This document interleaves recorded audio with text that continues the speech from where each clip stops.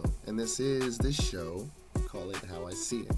And on today's episode, I got a couple of things I want to talk to you all about. The NFL season's inching closer to the Super Bowl, and we have the final four teams as the conference round is about to kick off. So we have the Bills and the Chiefs, and we have the Eagles and Commanders. And I got Jan Carlo and Glenn Pratt in the house as we're going to dive in and talk about the matchups and what happened the week before.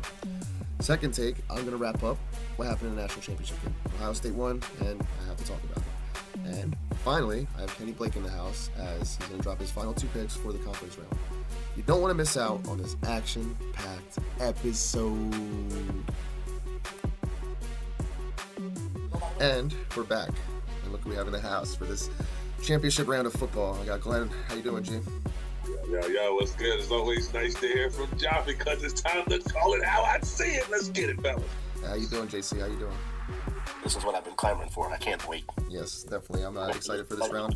Definitely have an unexpected matchup, including us, but we'll get into that in a little bit. But, seeing how things turned out, I want to start off with the AFC things and the AFC Divisional Round and how things shaped out a little bit. But, G, I want to start with you. Given the Chiefs survive and advance once again with some controversy along the way, as they're known for. But how did you feel like that matchup went with the Chiefs and Texans? What is expected as far as I'm concerned. I mean, the Chiefs have been just what people would say getting by all season, but you get by to what, a 15-1 or what were they? What was their record? No, 15-2. Right. I mean, it's hard to argue just getting by. I mean, I say I want the Steelers just to get by in the Super Bowl. You know what I mean? That's what you want to do, just enough to win.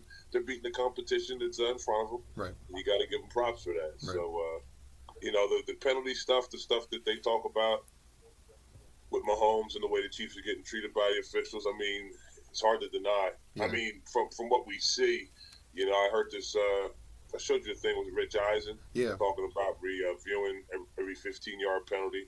But man, if they really wanted to review stuff and get it right, they'd have the college system in. The college system to me is trying to get it right. I mean, the NFL, they're dancing around and making it seem as though you get the challenges and.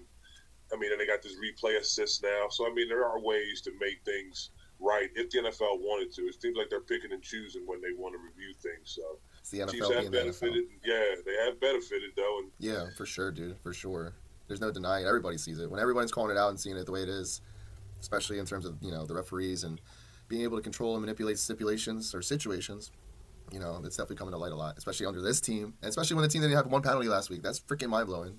But, that is what it is. And they advance that's the most important thing. So they live to see another day. Those disciplined Kansas City Chiefs under Andy Reid, they're just so disciplined. I know. Honestly, an Andy Reid team that's come in nice and disciplined. Who would have thought? But, go ahead. But did the referees help Travis Kelce turn the clock back? No. He did make those plays. He showed up when it was time. I mean, that's always been the Houston. No, he did. They had no answer for him. This feared Houston defense that was, God forbid, the referees, But basically, where was Travis not? You guys let him turn the clock. They let him turn the clock back. There's no. He made plays. Taylor Swift and Caitlin Clark were having a good time. We all saw it. right. But they live to see another day, and they play Buffalo. But I want to talk about how Buffalo got there, Jay. And what's your 2 cents about that matchup and how it went down? Always say in sports, you can apply it to me all sports. The teams that make the most mistakes usually find a way. They usually lose. Yes. Baseball, the team that walks more batters or commits more errors, that's usually the team that loses. And in football, the penalties, that kind of stuff, turnovers, gotta love Lamar, man. Gotta be a little better, Lamar. You're good. Gotta be better in this situation, man. No, Turnovers are deadly, and that's what hurt. Drop pass. We can just get into the different things that caused Baltimore to put themselves in the position they're in. So I know the failed execution, and like you said, the turnovers were huge. Like from Lamar having the interception to the fumble to Mark Andrews not even catching the ball, which was the most like spine-breaking ending I've ever seen in a while. That did hurt. Just because the fact that they had momentum going for them, they definitely played a better second half of football than the Bills did, and the Bills didn't really do much offensively to really command the lead that they had coming into the second half. So things were shaping out, but it was almost a little too late, I guess. Who would have known what would happen in overtime? There's still so much, but that opportunity wasn't that opportunity wasn't put into light, and this is the result of it. And It's unfortunately. it's just how things broke down. But if we're gonna look at things in like 5 years from now, we're not gonna look at Mark Andrews dropping the ball. We're gonna look at Lamar Jackson's stats in this game and compare it to what else he's been done in his resume in the playoffs and stuff. So Well, the cops I've been hearing a lot of it talking about. At first, somebody brought up him and I think we were talking about Phillip Rivers and the Chargers over the years when they were back in their heyday. I Then saw somebody brought up Peyton Yeah, Manning, that was the and one I I was thought gonna hit. Peyton Manning was Yes. even closer. Yes, the Took him a MVPs. minute to get over the hump. I mean, he's going up against Tom every year, and it wasn't easy. He definitely, and Lamar's in the same situation. I just, for some reason, I know he's a Baltimore fan, and a lot of Pittsburgh people would think it's blasphemous to root for him, Right. but something about him I'm rooting for. I don't know. Now that the Steelers out, don't get me wrong. Steelers definitely here, always. But Baltimore, for some reason, this season I was hoping it was Lamar. But like I said, the mistakes and the unfortunate miscues by the Ravens put them in the position they're in. So, They shot themselves in the foot. absolutely. But now let's swing over to the National Conference. So we saw one of the biggest upsets we've ever seen in a couple of years. With the Commanders coming in as a 9.5-point dog and beating Detroit Lions, who, according to ESPN Analytics, had the best shot to win the Super Bowl and everything. So bye-bye. So we got to see Dan Campbell cry, shed those tears, and now we have the matchup against the Commanders and Eagles. But I want to talk about how the Commanders got there first.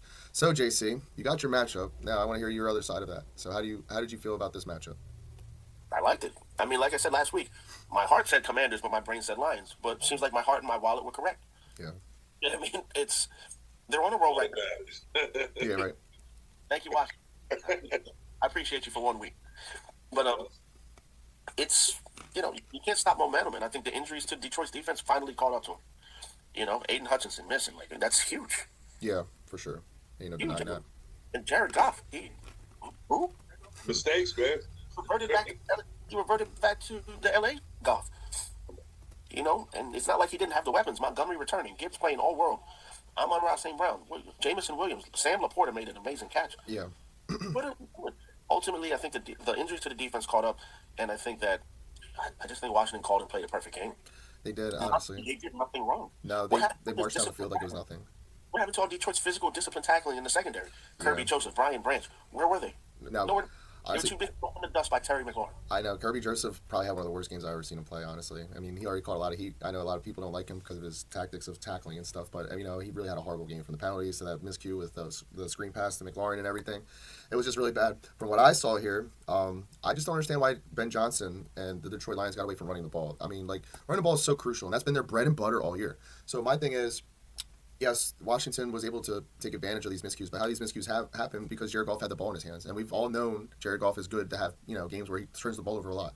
So this is a game where he had his fumble, he had his interception. So, and the way Washington kept marching down the field, it put Detroit in a position where they fell behind, and they were never able to catch up. And because of these miscues and other things that happened, I mean, I believe he had 3 interceptions total in the game. So like there was things that led to what they were, and it never accumulated to them ever coming back to getting the lead. And honestly, too, like, we had Jahmyr Gibbs rushing the ball for 14 times and having 106 yards rushing. I don't understand why you're not using him. He's been your best weapon all year. It just really is mind-blowing. I don't understand what Ben Johnson did with this team. Maybe, like you said, JC, maybe he's already had his deal in with the Bears. I don't know. But, like, there's just a lot going on with this team, and they're going to probably lose both of their coordinators. Dan Campbell's going to have to regroup his team and then see how they go moving forward. It was a good story, but maybe their window's shut. We'll have to see. We'll have to see what goes on with the Detroit Lions moving forward. But the Commanders, yes, they're coming into Philly, and we all watched one of the best epic snow games in a while. It almost gave me a heart attack, and I think almost everybody in this whole region. But we are where we are. A win is a win, as we've been saying for most of the whole regime of Nick Sirianni. But we are here, and we won the game. And now, JC, I want to hear what you have to say about that. Okay. The Commanders, they're playing with house money.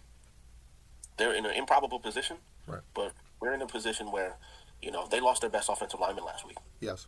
Where did we benefit last week? Jalen Carter he had a buffet. Yes, he full did. of happening. Yeah, honestly. Okay? I think that the weather's going to be a little better this week. I think the weakness of the Commanders' defense, Detroit did not take advantage of last week, which is their run defense. I know. Run, not great. I know. And I think we'll be able to run them. I know. That's what we did the first time. And, like, even the second time, too, that's what I'm so mad about. Because, like, honestly, if Jalen Hurts didn't get hurt in that game, we're going to be up 21-0. I'm not worried about this team. I'm not. I just feel like we match up so good with them. But, they did do what they did against us last time. So I can't knock what they did. But, sorry, I hated to interrupt there. But go ahead. It's a division game. You have to expect the unexpected sometimes. I know. I think they're going to come prepared. I think we're going to come prepared. Yeah. I don't want this any other way. Division rivals for a chance at the Super Bowl. I don't want it any other way. it's going to taste better if we get the job done. No, for sure. I mean, this the fifth time since the year 2000 that two division rivals play each other in the conference championship game. Yes. And I think the way Jaden Daniels is streaking right now, the defense is going to have to show up like they did last week, if not a little better. I don't know. There's just so much going on here. I don't see a rookie quarterback once it's a Super Bowl. Am I wrong to think that? I don't know. I don't see it unless we really fuck up that bad. I don't see it. There's one thing that I did notice though. I think the whole world noticed. What's that? We did miss Nakobe Dean last game. To an extent, I saw Warren Burks making good plays on the run aspect of things. I saw him make a couple stops. He had a sack too, I believe, to fill in for that position. We didn't see much of Trotter Jr. in there. I mean, given the situation too, you kind of have to go with the vet in a situation like that, especially with the snow and everything. It's more battle tested. The front seven needs to test the offensive line this week. Oh, for sure. They need to help the secondary out. How healthy Quiniana Mobe is going to be, we'll see. Yeah, fingers crossed. I think the weather being better is going to help. Reed and CJ didn't have great games last week. No, I mean that's tough as a safety too to cover so much space and have to worry about falling down. So it's not really easy. But most importantly, I need a little more out of my quarterback. Thank you. I need a little more. Not a lot. Just show me more. But let's talk about that real quick. I mean, honestly, before halftime, he cost us 2 field goals. He cost us the safety. I mean, there's points that's been left on the board, and I understand that maybe he's not most comfortable or has the most experience playing in the snow. But I mean, everybody's playing in the snow, so I mean, you have to take that into account. I really, there's been a lot going on about Jalen Hurts, and given now, since he's put himself in a position once again where he's injured because of him rushing the ball, this is a big thing. You're going to get paid $50 million, and if you're not being able to be on the field when we need you the most on a championship run because you're out doing your thing instead of playing more safe with a football or getting rid of it, it's really a big thing with me, and it's really grinding my gears, especially since he's definitely not going to be 100% coming into this game. So, I mean, that aspect, especially when he had that first rush for the touchdown, I mean, that's part of what we have to do on offense. He has to run the ball. He had a good game rushing, too. Don't get me wrong, but it's just like the difference between throwing the ball and actually running it, and then you have design runs. There's different times to utilize your skill set, and I don't know. I really hope he shuts me up, honestly. But to average, in your 4 playoff wins, to average 133 yards passing in those 4 playoff wins, it's fucking brutal. It's worse than Mark Sanchez, and it's fucking worse than Trent Dilfer did in their whole careers in the playoffs. So I need to see more with you throwing the ball. And yes, God-given, Josh Allen had 120 yards. Patrick Mahomes had whatever he had. Yes, given that, and given the situation. But I need to see more. I do. Just a little more. And then also, I hope Kellen Moore doesn't do a Ben Johnson. Honestly, I'm worried. I'm concerned because he's a front runner for the Dallas job. I don't care about Dallas right now. No. I don't think anybody in the playoffs should be allowed to be interviewed while they're in the playoffs. I agree. Even if it was a video conference call, I don't see that. There's a time and place to do certain things. I don't care. You're not talking to me. I know. I feel like Dallas is actually falling behind in the coaching carousel right now. Given everybody's falling their spots, they didn't interview the best 2 people, Mike Vrabel and Ben Johnson. You know what I mean? Like, I think they ever had a chance at Ben Johnson. I think Ben Johnson was Chicago through and through. I think he saw games and said, "I want to work on that." I mean, but even with how they handled Mike McCarthy, I mean, like they waited last second with that, and they put them in a position where they are now, where they're still looking for a coach. So, but fuck for Dallas. I don't want to talk about that anymore. We got to revert back to what we started here for. It's Eagles Commanders week. Yes. We got to go. Yes. We have to go. I'm ready. Pumped. I'm pumped too. It's definitely cool to see a round 3 happen, especially in this type of stipulation and game with everything going to the Super Bowl and everything. And even given how our first 2 matches, faced up. I mean, I was there that Thursday night when we won, and I had a great time. But what was big in that game, we just ran the ball. We had to run the ball, and that's what we did. Stick to doing what you do good. It's the bread and butter. Don't become the Detroit Lions, please. Don't do that. I'm not trying to hear that. I'm not. I don't want to even think about that. I'm just thinking about how some of the guys are playing. Jalen Carter playing all world. Darius Slay, he turned back the clock for these playoffs. I think Sirianni, putting his little gas tank in his locker room, asking how much gas he's got left in the tank. I think that was really cool. I'm not gonna lie. I think those type of things, in terms of connections with players, you understand your player. You know what I mean? Stuff like that's a good message. I really like that. A couple plays got away from us last week, just like they got away from the Rams as well. Right. We can't ignore the fact that Matt Stafford passed for 324 on us. No, for sure. But also too, I think our defense was gassed, and also too, sometimes these home run hits by Saquon, as a defensive player, all right, I gotta get back on the field, and. One Rodgers had when he had the pick in his hands. I know. Well, there's definitely miscues on our end, and we didn't execute to the fullest, but we won the game. That's the most important thing, so we get to survive. So, guys, I want to know now, who do you guys think are going to go to the big game? I'll start with you, Jay. I'm looking at Chiefs-Eagles. Oh, wow. Full rematch. Oh. See what happens. The guys, Eagles may have to be the ones that get in the way of this dynasty's run here. I think Kansas City's definitely going to beat Buffalo. I like Philly over Washington. You really think they're gonna be Buffalo, G? I'm not impressed. At the end of the day, yeah, man. Wow. I just think Buffalo's good. Yeah. I just think Kansas City, they're gonna win the game. So you don't think Josh Allen can take the moment finally? Not this year, no. Wow. That's crazy. What about you, JC? I see the rematch just like Glenn does. Wow. I'm really surprised by this. from what Buffalo showed me last week against Baltimore, I'm not impressed. No, I know, and that's the second half. The second half aspect. You have to do more. I mean, like Baltimore really should have came back and won that game, just from the aspect of what Not going to get away with these mistakes against Kansas City. Not going to happen. I agree, but I mean too. I mean, you have the man child, Josh Allen. Like, how do you bring how he's played good against them. They beat them already this year too, and I mean, that was in Buffalo though, so. Season. I All I guess. gotta say is you want to counter the man child. Chris Jones is there. He can do it. And he was very disruptive in that Texas game. He had CJ Stroud running, bro. I think he had 7 sacks in that game. You can't stop 6'7". I don't know what Josh Allen can do. You can't stop 6'7". Yeah, as big as Josh Allen is. But all right, guys. I mean, all right. I heard you from you guys here first. What do you got? Oh, I'm sorry. I believe that the Bills. I think the Bills are going to pull through. I do. I think Josh Allen will pull through. I do. It's going to come to the last second, some type of scenario, but I think the Bills will pull through this time. I really do. I hope to God they do. I think most of America is too. But I mean, you guys are being logical and reasonable, and don't forget the referee aspect of things here. So, but I America mostly Bills and Commanders fans this week. We gotta be. Yeah, and you know what? All these people around America want to rag on the Eagles fans and say, "Oh, whatever." But whatever, bro. You know, get to our point where you're winning like we do, then you'll feel like how we do. How about that? Yeah. I want to be out there with Gilly this weekend. I don't want to hear nothing. Yeah, blow the whistle. We're gonna blow that whistle. But guys, I appreciate you guys coming on. We'll see how things go. This playoffs, I mean, the wild card weekend are also great, but the divisional round definitely made up for it. And I'm really excited to see what's gonna happen in this conference round. But I appreciate you guys coming on. It's all about surviving and advancing, man. Just gotta win the game. No, that's what it comes down to. It's just winning a game. But I appreciate you guys coming on, man. This has been fun. No, you guys be safe, man. All right.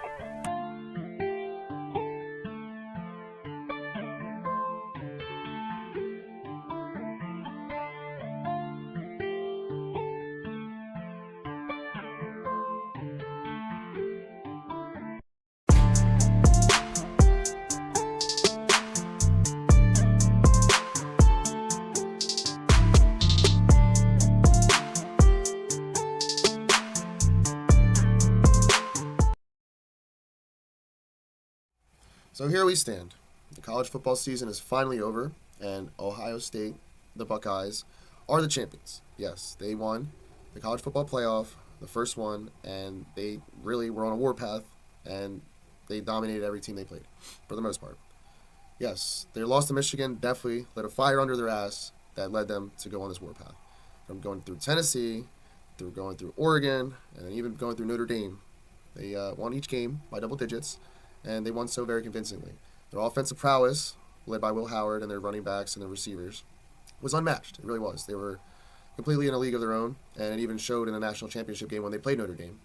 Yes, Notre Dame started off the game hot, got an opening drive touchdown, but after that, so did Ohio State. They kept putting up points, and Notre Dame couldn't keep up with that. Ohio State has definitely been a very physical team. Ryan Day, you got to give kudos to Ryan Day. As much as all the heat that he's taken, Ryan Day did a very phenomenal job, and he's not going to be going anywhere. He's going to be at Ohio State, and maybe now he's stamped his flag into the ground, including the transfer portal and other things amongst what he might have going on over there.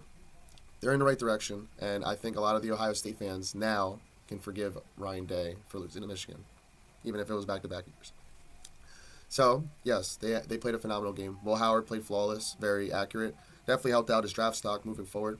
The two running backs, Trayvon Henderson, had a game.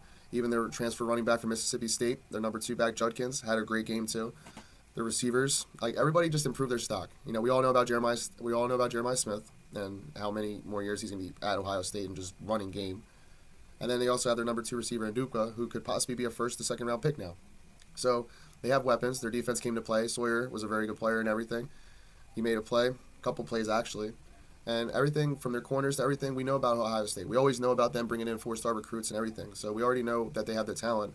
It's just really about finishing the job. And this is the scenario where they finished the job on a big stage and showed the world who they really are.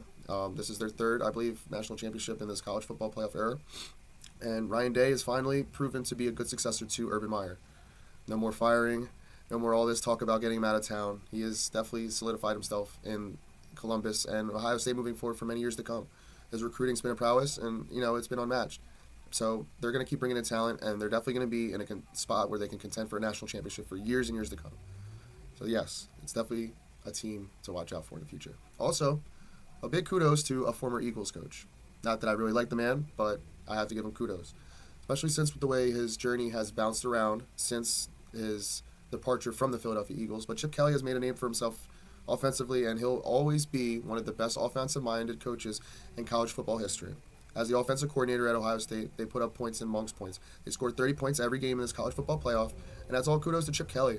Ryan Day and Chip Kelly, they go way back, even to the days where Chip Kelly was the head coach of the Eagles. Ryan Day was on his staff. So the connection's always there. At first, I didn't understand it, but then when I read more about it, I understood more about it, and it made more sense. And at Chip Kelly, at the age of 61, winning a national championship in this type of manner, not on his terms of being the head coach, but being an offensive play caller, it says a lot.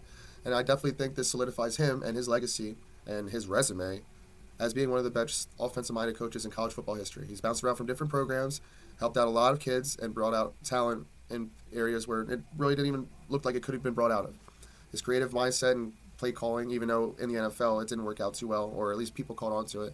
In the college game, he definitely does a lot of studying, and then, he picks out plays that work out in certain games and throws it in there. So, kudos to Chip Kelly. I have to give you kudos. So, on the other spectrum of things, what went wrong for Notre Dame here? Well, Marcus Freeman looked prepared, at least on that first drive, but then when things got real and then two teams had to collide and really hit each other, it didn't look like Notre Dame wanted to hit Ohio State anymore. They fell behind. Riley Leonard actually played a really good game, and I was really surprised. I don't think much of this will help his draft stock. I don't really see him maybe being a later round or a third-day pick, possibly. But nonetheless, he really played good in this game. They didn't use Julian Love the way they would want to. They fell behind, and you know what happens when you fall behind. You have to throw the ball to catch up. But mind you all that, they were still able to make some plays. There was also some miscues that fourth down where the punter threw the ball to face-on dropped the ball when they really needed him to catch the ball. That was a backbreaker. There was a lot of backbreaking moments for Notre Dame, and I felt like the time where they caught up to Ohio State and made it somewhat of a game, at least they put it into within 8 points, it was just too little too late. And by that time, Ohio State was able to clamp down and control the lead, get that extra field goal, and win the game the way they did by 11 points. So it wasn't really nothing that I didn't expect to watch or nothing that I didn't expect to see happen. But at least it wasn't a total blowout. Notre Dame, was able to fight back, but they weren't able to put up a good enough fight to win the game. So, and all things considered here, it was a fun and entertaining season. Ohio State is supreme, and we'll see where they go moving forward in years to come. So, I know they have ideas what they're going to do at quarterback. Most of their core receivers, in terms of Jeremiah Smith and other guys, they're going to be stepping up and taking over. Ohio State is like a factory at most, just because of the recruits that they bring in and how they're able to contend at the high level at every year.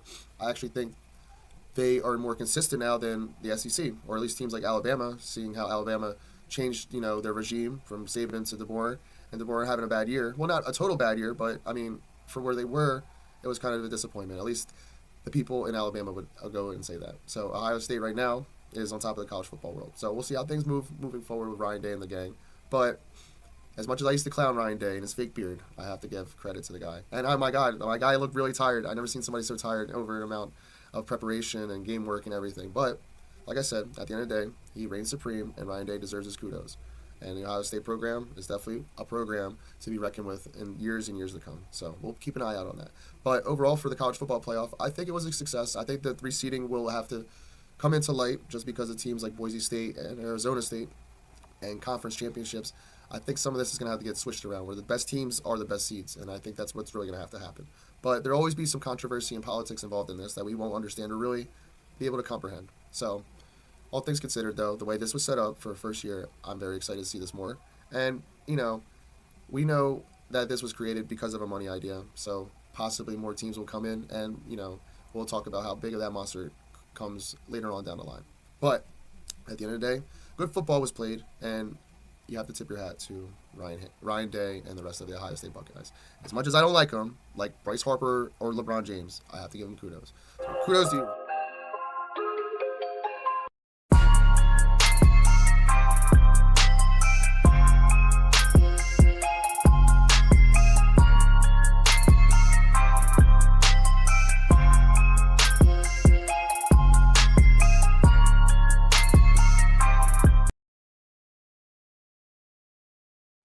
All right, and look who we have back, looking all nice and warm over there. How you doing, Kenny? Good. Another day. That's another night. Or it is another day. It's another night as we get closer to the conference championship finals of the NFL. So last week, Kenny, in the divisional round, you went 2-2. Not too bad, but you hit a big nail on the head, picking the Commanders on the money line. You're the only person I knew that really took that as a bet, and you won. So I have to give you kudos because you did it here on the show. So kudos to you, Kenny. Yeah, for that game, I didn't figure like the Lions could lose by 14 to the Commanders. I thought it was gonna be a crucial game, like an overtime game. I was hoping that the Commanders would win in overtime by 3, but they won by 2 touchdowns. So. Yeah, I mean, Jared Goff kind of cost the Lions the game. They fell behind, and then Washington just kept their foot on the throat of them, and then just kind of finished things out the way it did. So it worked out to them. But let's dive into what we got for this week. So Kenny, you got 2 picks for us this week, right? Oh, yes, sir. All right, so I'll let you start diving in. Go ahead. I just want to say thank you for having on another season. Can't wait for next season for football. Yes. So it's 4 teams left in the season for the conference games. We're like 2 weeks away for the Super Bowl. Each team played each other in the regular season. It should be like a down, like up and down, like kind of game down to the wire. Right. So my first game that I had is Buffalo going to Kansas City. Which could be some iffy calls. So like last week, the record had some crucial penalties that gave us Houston thanks to like possibly winning the game. But I'm looking forward to see what the Buffalo game see what happens. So you think Buffalo's gonna pull it off? Yes. So I think the Buffalo Bills will come in and beat the Chiefs by 6. But wow. So I'm really looking forward to see if Josh Allen can be like cannot win a game and not play careless football, like throw interceptions and all that. No, for sure. And that's the biggest key. And that's always been the thing about Josh Allen was his mistakes. And it seems like this year he kind of cleaned them up this year. So if you can play mistake-free football, just like any good team, you'll win the game. So mistakes, turnovers, that will kill you and shoot yourself in the foot and put you in a bad spot. So you got Buffalo on the spread there. Yep. It could be like 6, cover the spread or win by like 3. Okay, an alternative line. I like it. Yeah. So what you got next? My second game is the Eagles. I got the Eagles and Commanders. Like both teams in the same division. They really know each other. They split to one-on-one, and they both got a good defense. Last week the Eagles played in the snow, rather than yards to the ground, and also both wide receivers, Brown and Smith, they wasn't more active in receiving, but they did play a key part in their offensive success and their offensive drives and all that. And I'm really looking forward to see the Commanders look good, if they can stop Smith or Brown, and also can hold Barkley under 100 yards. So I'm really hoping that the Commanders will win by 3. So you got Washington plus 3. I guess one day you'll learn, Kenny. Hopefully you'll learn this week and see what I say. Because honestly, Ken, I don't know. I don't see a rookie quarterback make it to the Super Bowl. Maybe I'm wrong to think that, but also too, I think the Eagles defensively match up good against Washington. And also, I want to make some key points that I didn't get to make in my other take. But the last time, Washington actually beat us, we lost our quarterback to an injury that should have been a penalty. And also, too, we lost C.J. Gardner-Johnson over a stupid fight that he didn't really even create. So, there's been a lot of bullshit in that game, including the refs. Then, Kenny Pickett playing. It was a weird game. But it still ended up being a shootout, and the Eagles weren't 100%. So let the Eagles be 100% and match up with these guys in round 3. And I'm telling you, it's going to be a different story. So just letting you know. Yeah, let's see what Jalen Hurts could do, because I know he got a knee injury. It's kind of last game wasn't really active in the passing game. With the passing game with the snow. I think this game he'll be close to 100. But for the Commander, they are kind of bouncing back for the key victory. They're going to try to capitalize on another week. So they're gonna keep trying riding their wave of momentum and see where it goes. But personally, for me, being the Eagles fan that I am, I think it's gonna crash. Sir. So, Yes, all right, Kenny, I appreciate you coming on and dropping your picks. Good luck to you, other than the one pick. So see what happens. Anything can happen, but anything can happen. I'm really looking forward to that game. I think they play at 3. Yes, that's correct. Sunday at 3:00. So we'll all be watching and we'll all be witness. But Kenny, I appreciate you coming on and dropping your picks. Yeah. So thanks for having me. Absolutely. Until next time. Yeah, sir.